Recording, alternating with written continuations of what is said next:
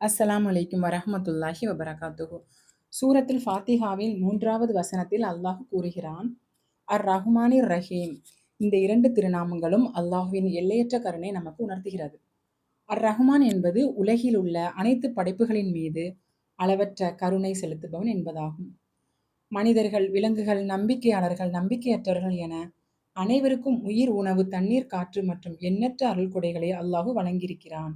அர் ரஹீம் என்பது குறிப்பாக ஈமான் கொண்ட அடியார்களின் மீது மறுமையில் தனது சிறப்பான கருணையும் மன்னிப்பையும் சுவன அருளையும் வழங்குபவன் என்பதாகும். இந்த 2 திருநாமங்களும் அல்லாஹுவின் கருணை எவ்வளவு மகத்தானது என்பதை நமக்கு நினைவூட்டுகிறது. எனவே எந்த நிலையிலும் அல்லாஹுவின் கருணை இழந்து விடாமல் அவனிடமே திரும்ப செல்வோம் என்று நினைவில் வைத்துக் கொள்வோம். அல்லாஹுவிடம் பாவ மன்னிப்பு கேட்போம், நற்செயல்களில் நிலைத்திருப்போம். நிச்சயமாக அல்லாஹு மிகுந்த கருணை உள்ளவன். இந்த பதிவு உங்களுக்கு பயனுள்ளதாக இருந்திருந்தால் குர்ஆனின் பாதையில் சேனலை சப்ஸ்கிரைப் செய்து கொள்ளுங்கள்.